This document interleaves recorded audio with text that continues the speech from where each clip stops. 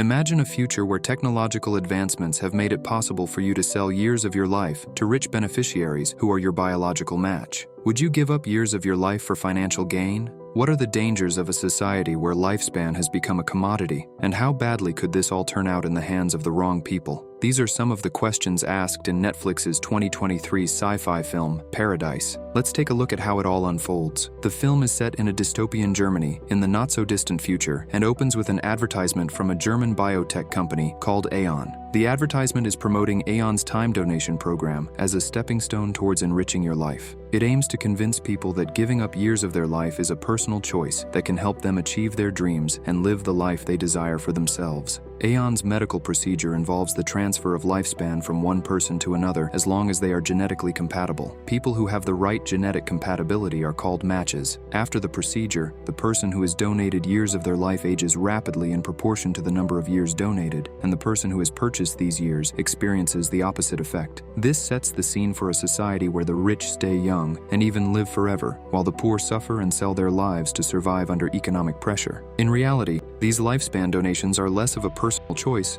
and more of a manipulation strategy implemented by donation managers. We see how Aeon's donation program is aimed at the underprivileged and financially desperate individuals in society. Following the advertisement, we meet the film's protagonist, Max Thoma, as he is busy convincing a boy who is barely 18 years old to donate 15 years of his life for a large sum of money. Max tries to trick the boy into believing that this is the right decision for someone in his position and says that when he was around his age, he sold 5 years of his life to pay for his studies. Max then leverages the fact that the boy comes from a migrant family and he knows that they have been trying to secure paperwork to stay in Germany for some time. Max tells the boy that the chances of his family securing this paperwork are close to zero and that he would be giving his family the life they dream of by making this sacrifice. The boy agrees and signs 15 years of his life away before celebrating with his family. Next, we see Max arriving at Aeon's headquarters. He puts on a disposable raincoat before passing through an angry mob of protesters and gets pelted on the back with paint as he enters the premises. Not everyone shares the same opinion on Aeon's lifespan donations as a medical breakthrough to be celebrated. Max arrives late for a conference being held in the building where the company's CEO, Sophie Thiessen, is present. Max takes his seat only to be invited up on stage shortly after to receive an award for Donation Manager of the Year. Sophie gives a speech on the importance of their innovative work and says that all Nobel Prize winners will be added to the list of recipients for lifespan donations so that they can continue their work. Elsewhere in an Aeon clinic, some of the company's top scientists are recovering from a lifespan procedure that they've had to keep themselves younger. However, a man dressed as a nurse pulls out a concealed handgun and massacres all the scientists who've had the procedure, sparing only the medical staff. Before leaving the building, the shooter tags one of the walls with a symbol belonging to the Atom Group. The Atom Group is a rebel terror organization devoted to dismantling Aeon. They believe that Aeon's donation program is unethical and inhumane, equivalent to murder. Later on, we see Sophie in a room with Kaya, the head of her security unit, as they watch a video from the Atom Group detailing their latest attack on Aeon. Lilith is the head of the Atom Group, and she states in the video that this will not be their last attack. A new member is added to the task force called Nowak. He's come to help them track down and neutralize the Atom Group once and for all. Max returns home and celebrates his recent success with his wife Elena. They prepare a meal together and talk about their dreams of starting a family and moving into a bigger place, even though they haven't finished paying off the apartment where they currently reside. All the talk about future aspirations gets the couple excited, and they move into the bedroom to make love while they wait for the meal to finish cooking. The next day, Max and Elena travel to visit Elena's parents. In the car on the way, Elena encourages Max not to react to any comments that might be made by her father. We get the sense that Max and his father-in-law do not get along so well, and that he is not supportive of the work that Max does. Elena's father takes a shot at Max and makes a passive-aggressive comment about purchasing more years for his life. Elena interrupts the conversation and kisses Max before an argument can ensue. On the drive home, Max shares his frustration with Elena. He wishes that she would stand up for him against her father's distaste for his line of work. The couple returns home to find that there is a fire in their building. In a moment of sheer horror, they realize that it is their apartment that has been set ablaze. Max holds his crying wife back and they console one another, saying that the insurance company will surely help them. Their horror is only compounded when the lawyer tells Max and Elena that the insurance company will not be paying out the damages caused by the fire due to negligence on the couple's behalf. The investigation into the case has found that the cause of the fire was a candle inside the apartment. Just when they think that things could not possibly get any worse, the lawyer hits them with some more tragic news. When the couple bought the apartment apartment, they did not have enough money, and so Elena used 40 years of her life as collateral to secure the deal. Now, she will have to forfeit these 40 years to pay back the bank for the property due to the damage caused by the fire. Max is outraged as he did not know about this, as Elena kept it a secret from him, knowing that he would not approve. Max tries to offer his own years instead. However, the lawyer tells him that this won't be possible, as there are not any genetically compatible recipients for him to donate his years to. Max argues this as he has donated in the past, but he is informed that his wealthy recipient has recently passed away. Upon leaving the insurance building, Elena is seized by police officers who are waiting for her outside. As the police are pulling Elena towards their vehicle, Max promises her that he'll find a way to fix this by finding the money to pay the bank and save her from the donation procedure. Max approaches Sophie Thyssen at the Aeon headquarters and begs her to help him get Elena out of this predicament. He uses the fact that he is her best donation manager and promises to work off the 40 years that they owe the bank. Sophie says that she will do whatever she can to help and walks away. Next, we see Sophie in a meeting with her shareholders. All of them appear very youthful, and it's no doubt that they've all been benefiting from Aeon's time donations. Max's lawyer informs him that she has not been able to get a response from Sophie Thyssen regarding his wife's procedure. The lawyer has not been able to make contact with Sophie at all. Max decides to take matters into his own hands and goes to the donation clinic where Elena's procedure is meant to take place. The administrators at the clinic tell Max that he will only be able to see his wife once the procedure is complete. Max refuses to accept this and manages to force his way into the clinic,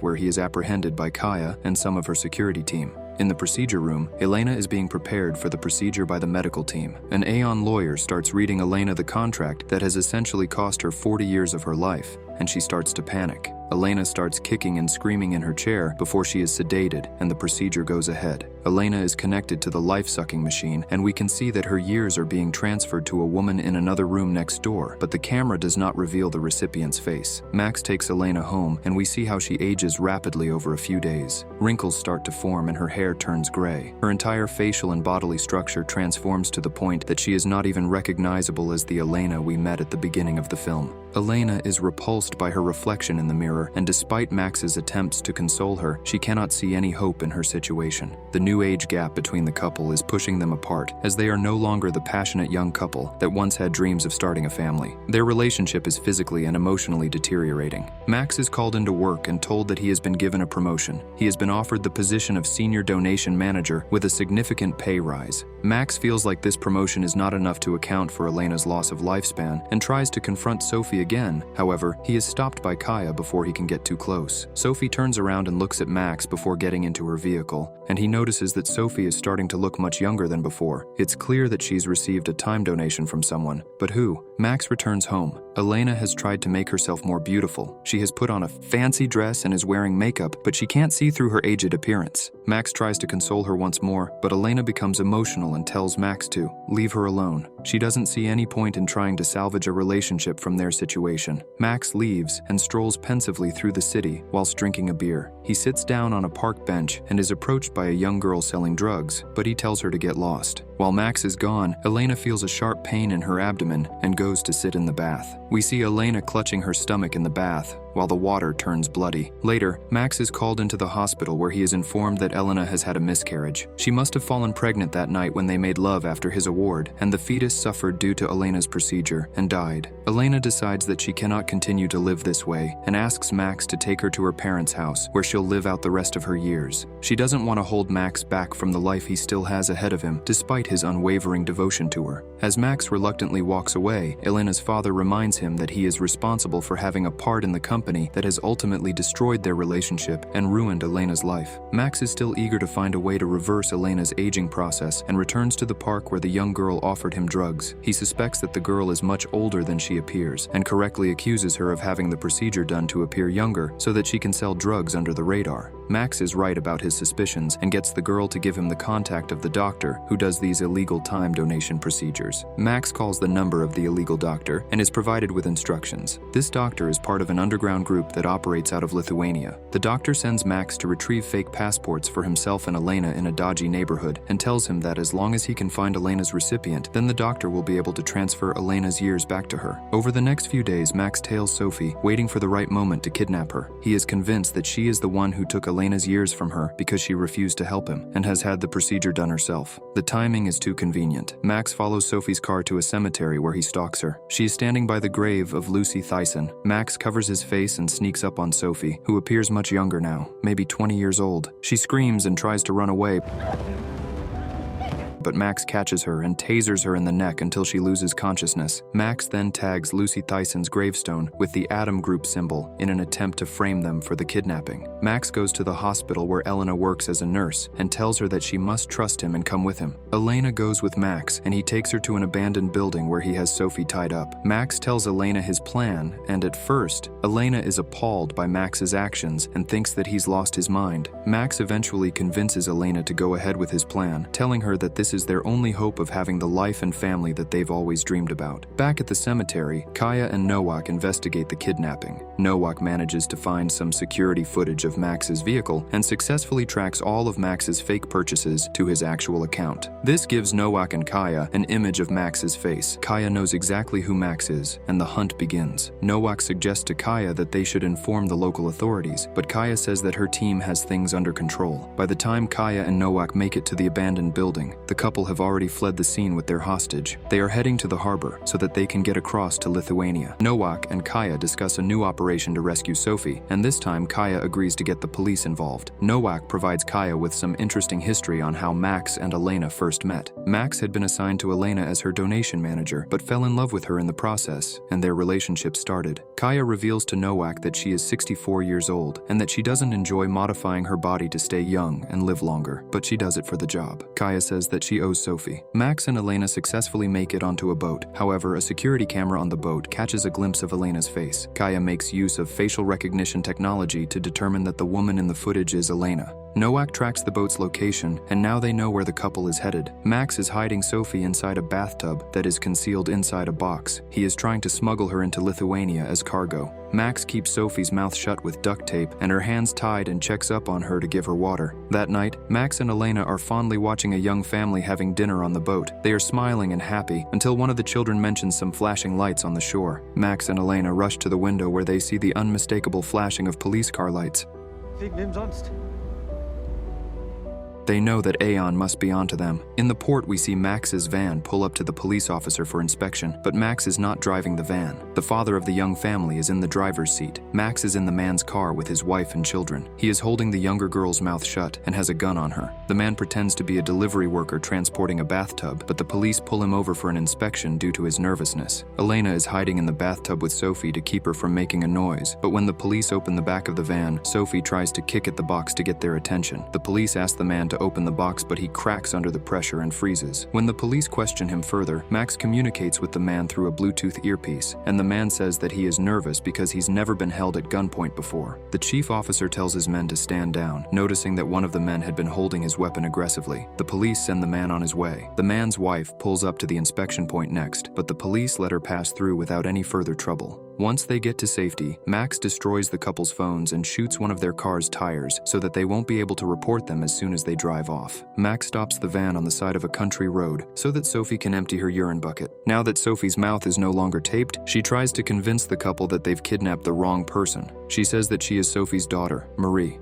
Max doesn't believe her claims and searches the internet for proof of Marie's existence but finds nothing. There is only information about Sophie's daughter, Lucy, who died when she was still young. Marie argues that this was an intentional decision to keep her identity a secret due to her mother's reputation. Max doesn't buy it, but Elena is definitely starting to question if they have the right person, and is seemingly trying to back out of the plan altogether. Max and Elena eventually find an abandoned hotel and decide to camp out there for the night. They check for electricity, and it works, and Elena even jokes with Max, saying that it's better than a hotel he booked for them years ago. Max and Elena's hostage continues to try and convince them that she is not the person they are looking for. She tells them that she is actually on their side and hates her mother's work. She thinks that Aeon is unethical and wants nothing to do with the company. Max still does not believe the story and argues with Elena, who is still concerned about what they are doing. Max says that even if if the story is true, he doesn't care, because Sophie Thyssen's daughter would have the same DNA as her mother, and so she'll still be a match for Elena. Max's argument shocks Elena, who is strongly against using an innocent child, but Max tries to reassure his wife that they are the victims in this situation, and that Sophie Thyssen would easily be able to buy more years for her daughter. They are the ones who lost the life of their unborn child, and so they should not feel bad for their actions. The hostage asks Max if she can clean herself up in the shower, and he unties her. Max turns his back so the woman can shower in peace. She talks to Max while she looks for something to use as a weapon, explaining how her mother invented the time donation procedure to save her sister's life. The hostage breaks the shower handle free from the wall and uses it to smack Max on the head before making a run for it. She runs into a dense forest in an attempt to escape and comes across a bog. She sees flashlights in the distance behind her and desperately tries to cross the bog, but she quickly starts to sink beneath the surface as it sucks her deeper and deeper. As her head is about to be pulled into the bog, Elena arrives just in time to rescue her with a long branch. Max and Elena take their hostage back to the hotel, and Elena runs her a hot shower so she can recover from the cold. While she is undressing, Elena notices that she doesn't have the procedural scars on her side and starts to fully believe that she is who she says she is. Elena tells Max about the lack of scars, and Max says that it's possible that the scars regenerated and healed due to the procedure. Max reminds his wife that everything that they are doing will be worth it when they realize their dream and start a family together. The couple became passionate and got intimate, while their tied-up hostage listens from the bathtub. Nowak has somehow tracked the couple to the abandoned hotel, and Kaya's team prepares to depart. Max and Elena are woken up at gunpoint by members of the Atom Group, who have also tracked them to the hotel. They take Max's gun before Lilith removes her mask and informs the couple that the person in their custody is Marie Thyssen. The Atom Group relocates with the couple and Marie to an abandoned warehouse where Lilith shares the truth about the series of events that put the couple in their predicament. When Elena was identified as Sophie Thyssen's match years ago, Max was put on the job as Aeon's best donation manager. However, instead of convincing Elena to donate, they fell in love and got married. When Sophie eventually needed the donation to prevent herself from getting too old, she staged the fire at their apartment and had Max's recipient killed in a fake motorcycle accident to prevent him from donating himself. Lilith says that they will be taking Marie as their hostage, and Max accuses her of being a murderer. Lilith gives Elena a gun with only one bullet and gives her a decision. She must either kill Marie or take her own life. Elena considers the decision before pointing the gun at Marie, but she can't do it. Elena puts the gun down, and Lilith says that almost everyone chooses to be a pacifist when they are faced with taking a life with their own hands. Lilith explains that Aeon's procedures make it easy for rich individuals to take others' lifespans by hiding the violence behind the medical procedure, but argues that in the end, it is no different. Max gets a notification on his burner phone with the location from the illegal doctor, saying that the location will only be valid for 6 hours. Kaya and her team surround the building, and Lilith says that if Max helps the Atom Group take Sophie into their custody, they'll be released. Max goes outside with his hands above his head and says that Elena is inside with a gun to Marie's head, and that only Sophie is allowed to go inside to see her. Sophie agrees, but before she can go inside with Max, Kaya questions Max on how he knew that Sophie would be there. When Max hesitates, Kaya realizes it's a trap. Suddenly, Nowak turns his gun on Sophie and shoots her twice in the body, but Kaya swiftly executes him. The Atom Group opens fire from within the warehouse, and a gunfight ensues. Max runs to cover and searches for Marie and Elena. Max is confronted by a member of the Atom Group, but he manages to neutralize the threat, and they escape. Max finds a car and tries to start it up, but Marie pulls a gun on Elena. It appears to be the same gun that Lilith gave Elena to shoot Marie with. Marie tries to shoot Elena multiple times, but there are no bullets in the gun at all. Elena punches Marie and then slams her head on the back of the car, knocking her out. The fact that the gun didn't fire at all begs the question if it was ever even loaded, or if Lilith was merely testing Elena's morals. Max and Elena escape with the unconscious Marie. Kaya finds Nowak's phone, confirming that he is an undercover agent working for the Atom Group. While driving to the secret location, Max tells Elena that he has changed his mind about the plan and doesn't want to harm the innocent Marie by taking 40 years of her life from her. Elena says that Marie would have killed her if she had the chance, and that it is too late for them to turn back now. Max tries to argue further, but Elena pulls a large knife out and demands that Max get out of the car. Max refuses at first, but Elena holds the knife to her neck, and he eventually steps out of the vehicle. Elena drives off with Marie, leaving Max by the roadside. Elena arrives at the illegal clinic and has the procedure completed. We see a bus arrive at the illegal clinic full of migrants. An adult and 2 children are forced off of the bus and ushered towards the clinic. They are going to have years of their life stolen from them against their will by this underground operation. While Max is wandering around, he stumbles across a refugee camp. A truck driver finds Marie walking on her own and takes her with him. Marie is reunited with her mother, who survived the attack thanks to her bulletproof vest. Kaya quits because she has had enough of doing Sophie's evil bidding for her. It seems that Nowak's interactions with her and his belief in justice have rubbed off on Kaya. As Kaya is walking away, she crosses her fingers the same way Nowak used to. We see how Marie ages rapidly after the procedure, and when she begs her mother to help her, Sophie says that they will do their best to find a donor soon. She selfishly says that she cannot give her daughter any of her years due to the importance of her work. Months later, we see Max watching Elena on a beach. Her youth has been restored, and she is pregnant. She also has a new lover. Elena makes eye contact with Max, but Max walks away. Max wears military gear and jumps into an armored car with members of the Atom Group. His realization of Aeon's atrocities and the dangers of its time donation procedure has motivated him to join the rebel group and fight back. And with that, the movie ends. We hope you enjoyed our video. Watch the next recaps on the screen, and don't forget to subscribe for more amazing recaps. See you in the next one.